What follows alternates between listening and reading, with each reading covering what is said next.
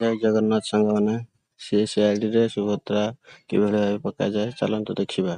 First ଗୁଗୁଲକୁ ଯିବେ, ଗୁଗୁଲରେ Subhadra portal search କରିବେ। Search ହେଲା ପରେ ଫାଷ୍ଟ ଅପସନ୍ subhadra.odisha.gov.in କ୍ଲିକ୍ କରିବେ।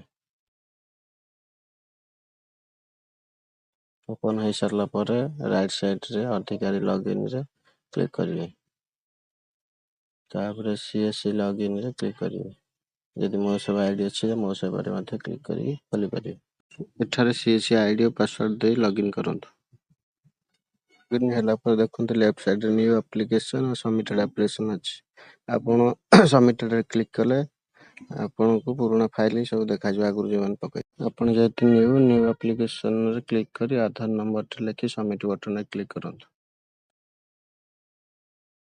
ଆପଣଙ୍କୁ KYC verification authentication method choose କରିବା ପାଇଁ କହୁଛି। ଫିଙ୍ଗରପ୍ରିଣ୍ଟ ମାଧ୍ୟମରେ ଏଇ ରେଟିନା ମାଧ୍ୟମରେ। ଏବେ ଯେହେତୁ ଫିଙ୍ଗରପ୍ରିଣ୍ଟ କାମ କରୁନାହିଁ, ଆମେ ଏଇ ରେଟିନା ମାଧ୍ୟମରେ KYC କରିବା। ଦେଖନ୍ତୁ ଆପଣଙ୍କ ଫର୍ମଟି ଖୋଲି ଯାଇଛି KYC ଭେରିଫିକେସନ୍। ଆପଣଙ୍କର ନାମ ଆଉ ଡେଟ୍ ଅଫ୍ ବାର୍ଥ ଏଠାରେ ଶୋ କରୁଛି। ଆପଣଙ୍କୁ ଏଠାରେ ଫିଲ୍ଅପ୍ କରିବାକୁ ପଡ଼ିବ ଆପଣଙ୍କ ହଜବେଣ୍ଡ ଫାଦର୍ସ ସ୍ୱାମୀଙ୍କ ନାଁ କି ବାପାଙ୍କ ନାଁ ଥିଲେ ବି ନଥିଲେ ଆପଣ ଲେଖିପାରିବେ। ଯଦି ବିବାହିତ ସ୍ୱାମୀଙ୍କ ନାଁ ଲେଖନ୍ତୁ, ଅବିବାହିତ ବାପାଙ୍କ ନାଁ ଲେଖନ୍ତୁ। ତାପରେ ଆସିଯିବ କାଷ୍ଟ ଆପଣଙ୍କର ଯାହା ଆପଣ ଲେଖିପାରିବେ। ତାପରେ ଆସିଯିବ ହ୍ୟାଣ୍ଡିକ୍ୟାପ୍ଟ ଆପଣଙ୍କର ଯଦି ଅଛି ୟେସ୍ କରିବେ, ନାହିଁ ତ नो କରିବେ।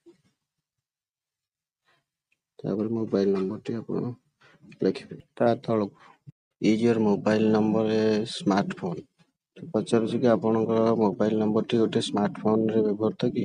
ଆପଣ ଚାହିଁଲେ ୟେସ୍ କରିପାରିବେ କି नो କରିପାରିବେ। ତାପରେ ଡିଷ୍ଟ୍ରିକ୍ଟ ଜିଲ୍ଲା, ଆପଣଙ୍କର ଜିଲ୍ଲା ଯାହା ଆପଣ ଏଠାରେ ଲେଖିପାରିବେ। ତାଙ୍କର ଯେହେତୁ ପୁରୀ, ଏଠାରେ ପୁରୀ ଲେଖିବେ। ତାପରେ ବ୍ଲକ, ତାପରେ ଗ୍ରାମ ପଞ୍ଚାୟତ, ତାପରେ ଭିଲେଜ, ତାପରେ ଅପଲୋଡ଼ ଫିଜିକାଲ ଫର୍ମ ଆପଣ ଯେଉଁଠି ସ୍କାନ୍ କରିକି ରଖିଥିବେ ସେଠି ଚୁଜ୍ କରିକି ଫର୍ମଟି ଅପଲୋଡ଼ କରିବେ।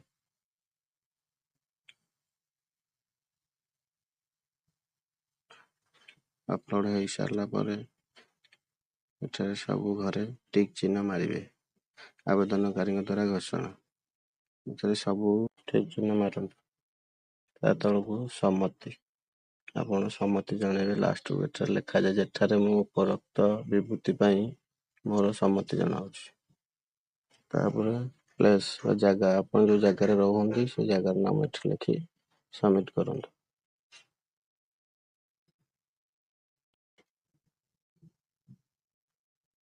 ପ୍ରିଭ୍ୟୁ ୟୋର ଆପ୍ଲିକେସନ୍, ଆପଣ ଯାହା ଫିଲ୍ଅପ୍ କରିଥିଲେ ସବୁ ଏଠାରେ ଆସିଗଲା। ଆପଣ ଆକୁ ଭଲ ଭାବରେ ଚେକ୍ କରିଦିଅନ୍ତୁ। ଯଦି କିଛି ମିଷ୍ଟେକ୍ ଥିବାକୁ ଏଇଠି କରେକ୍ସନ୍ କରିଦିଅନ୍ତୁ। ଫାଇନାଲ୍ ସବମିଟ୍ ହେଲା ପରେ ଆଉ କିଛି ବି କରେକ୍ସନ୍ କରିହେବନି। ଭଲ ଭାବରେ ଦେଖି ନିଅନ୍ତୁ।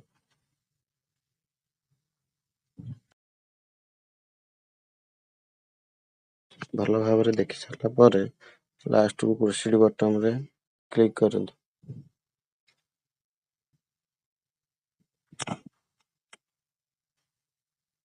ତାପରେ ଆପଣଙ୍କୁ ଆସିଯିବ successful message, congratulation application submitted successfully. View ଆକ୍ନଲେଜମେଣ୍ଟରେ କ୍ଲିକ୍ କରନ୍ତୁ। ଆପଣଙ୍କୁ ପ୍ରାପ୍ତି ସ୍ୱୀକାର ରିସିପ୍ଟ ଆସିଯିବ।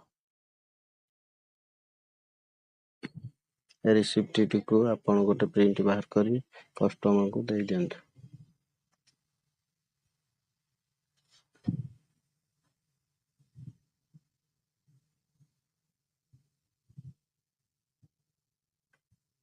ଆପଣ ସବମିଟେଡ୍ ଆପ୍ଲିକେସନ୍ କ୍ଲିକ୍ କରି ଆପଣଙ୍କ ଫର୍ମଟି ଦେଖିପାରିବେ ସକ୍ସେସ୍ ହୋଇଛି କି ନ ହୋଇଛି।